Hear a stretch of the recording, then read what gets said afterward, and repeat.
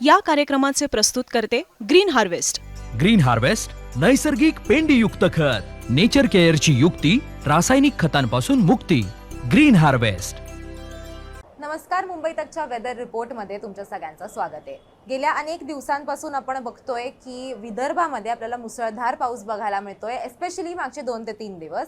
तेच आता पुढच्या 2 दिवसांचा अलर्ट काय आहे ते आपल्याला आजच्या व्हिडिओतनं समजून घ्यायचं आहे. आपल्याला मुख्य कारण तर माहितीच आहे की बंगालच्या उपसागरामध्ये जे कमी दाबाचं क्षेत्र तयार झालेलं होतं, तीव्र कमी दाबाचं क्षेत्र तयार झालेलं होतं, त्याच्यामुळे ते कमी दाबाचं क्षेत्र बाष्प जे आहे ते ओढून आणत होतं, अर्थात बंगालच्या उपसागरातनं आणि अरबी समुद्रातनं सुद्धा. आणि याच्यामुळेच आपल्याला विदर्भात पाऊस बघायला मिळतोय. त्याचं दुसरं कारण असं आहे की हे कमी दाबाचं क्षेत्र किंवा पट्टा जो आहे तो जे बाष्प ओढवून आणतोय त्याची दिशा जी आहे ती पश्चिमेकडे आणि उत्तर पश्चिमेकडे आहे. आणि त्यामुळेच आत्ता हे जे कमी दाबाचं क्षेत्र आहे ते आपल्याला ओडिसाच्या इथे बघायला मिळतंय. त्याची पुढची दिशा जी आहे ती आता कुठेतरी छत्तीसगड आणि झारखंडच्या दिशेनं आपल्याला ते जायला बघायला मिळतंय. त्याचसोबत मध्य प्रदेशमध्ये सुद्धा त्याचा आपल्याला मोठ्या प्रमाणात प्रभाव झाल्याचं बघायला मिळतंय. आता या सगळ्यामध्ये हे जे बाष्प आहे याच्यामुळे काय होतंय तर यांनी ढग जे आहे त्याची निर्मिती होतीये आणि त्याच्यामुळे आपल्याला मुसळधार पाऊस विदर्भात सध्या बघायला मिळतोय.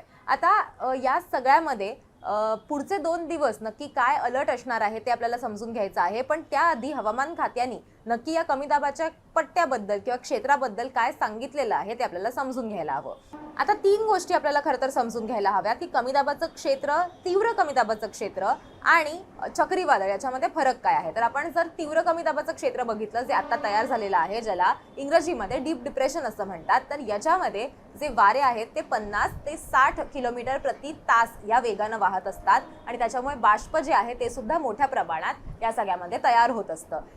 पण हे जे तीव्र कमी दाबाचं क्षेत्र आहे ते चक्रीवादळापेक्षा त्याची तीव्रता कमी असते आणि नॉर्मल कमी दाबाचं क्षेत्र जे असतं त्याच्यापेक्षा त्याची तीव्रता थोडीशी जास्त असते. जितकं तीव्र कमी दाबाचं क्षेत्र होत जातं तितका जास्त पाऊस आपल्याला बघायला मिळतो. आणि आत्ता त्याची जी दिशा आहे, जी हवामान खात्याने असं म्हटलेलं आहे की पश्चिमेच्या बाजूनं आहे, त्याच्यामुळे आपल्याला आत्ता मध्य भारतात मोठ्या प्रमाणात पाऊस बघायला मिळतोय. आता हवामान खात्याने ट्विट करत याबद्दल काय माहिती दिलेली होती ती आपल्याला समजून घ्यायची आहे. हवामान खात्याने असं सांगितलेलं आहे की हे जे कमी दाबाचं क्षेत्र, तीव्र कमी दाबाचं क्षेत्र तयार झालेलं आहे, the deep depression over central parts of Chhattisgarh and adjoining north interior Odisha has moved westwards with a speed of 20 kilometers per hour during the past 6 hours and lay centered at 11:30 today, the 29th July, over the same region near altitude 21.9 north and longitude 82.8 east आणि 20 kilometer southeast of Champa, Chhattisgarh, 60 kilometers west of Raigad, 70 kilometers east southeast of Bilaspur, पुन्हा एकदा छत्तीसगड, आणि north east of Raipur, Chhattisgarh इथे आपल्याला ते सध्या बघायला मिळतंय. आणि 220 kilometre east of Madhya Pradesh असं त्यांनी त्यांच्या ट्विटमध्ये म्हटलेलं आहे. आणि it is very likely to continue to move nearly westwards across Chhattisgarh and East Madhya Pradesh during the next 24 hours. म्हणजे आता छत्तीसगडमधनं बेसिकली त्यांचं असं म्हणणं आहे की छत्तीसगडमधनं आता ते पुढे आपल्याला मध्य प्रदेशच्या दिशेनं त्याची वाटचाल होणार आहे किंवा त्या दिशेनं हे कमी दाबाचं क्षेत्र जे आहे ते आपल्याला जाताना दिसेल पश्चिमेला, असं त्यांच्याकडनं म्हणण्यात आलेलं आहे. आता यामुळेच आपल्याला अर्थातच महाराष्ट्रात अनेक ठिकाणी पाऊस बघायला मिळतोय. विदर्भात तर गेल्या 2 दिवसांपासून अतिमुसळधार पाऊस झालेला आहे आणि रेकॉर्ड ब्रेक पाऊस हा नागपुरात आपल्याला बघायला मिळालेला आहे गेल्या 24 तासांमध्ये.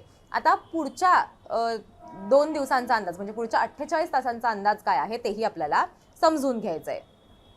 आता आपण जर एकंदरीत अंदाज बघायचा झाला तर गुरुवारसाठी आपण आधी अंदाज बघूयात. गुरुवारी आपण जर बघितलं तर आपल्याला जळगावमध्ये रेड अलर्ट जो आहे तो देण्यात आलेला आहे हवामान खात्याकडनं. त्याचबरोबर गडचिरोली, चंद्रपूर, गोंदिया, भंडारा, नागपूर, वर्धा आणि अमरावती इथे सगळीकडे आपल्याला ऑरेंज अलर्ट बघायला मिळतोय. पावसासाठीचा मुसळधार पाऊस पडण्याची शक्यता वर्तवण्यात आलेली आहे. जालना, संभाजीनगर, नाशिकचा घाट परिसर आणि धुळ्यात सुद्धा ऑरेंज अलर्ट देण्यात आलेला आहे. पुण्यातला घाट परिसर, रायगड, कोल्हापुरातला घाट परिसर, साताऱ्यातला घाट परिसर इथे सगळीकडे ऑरेंज अलर्ट देण्यात आलेला आहे. रत्नागिरी, सिंधुदुर्ग, ठाणे, मुंबई, पालघर, अहिल्यानगर, पुण्यातला शहराचा भाग, साताऱ्यातला शहरी भाग, बीड, अहिल्यानगर, लातूर, नांदेड, परभणी, हिंगोली, बुलढाणा, अकोला, वाशिम आणि यवतमाळ इथे सगळीकडे येलो अलर्ट देण्यात आलेला आहे. थंडर स्ट्रॉमसाठीचा, म्हणजेच विजांचा कडकडाट होऊ शकतो, त्याचसोबत वादळी वारे वाहू शकतात आणि काही प्रमाणात मध्यम स्वरूपाचा किंवा हलक्या स्वरूपाचा पाऊस जो आहे तो सुद्धा आपल्याला बघायला मिळू शकतो, जिथे जिथे येलो अलर्ट देण्यात आलेला आहे त्या भागांमध्ये. पण जिथे जिथे ऑरेंज अलर्ट देण्यात आलेला आहे तिथे सगळीकडे मुसळधार पावसाची शक्यता ही वर्तवण्यात आलेली आहे गुरुवारसाठी. आता आपण जर शुक्रवारचा अलर्ट बघायचं झालं तर शुक्रवारी हवामान खात्याने काय अलर्ट दिलेला आहे बघा. धुळे, नाशिकचा घाट परिसर, पालघर, पुण्यातल्या घाट परिसर, रायगड, साताऱ्यातला घाट परिसर इथे ऑरेंज अलर्ट आहे.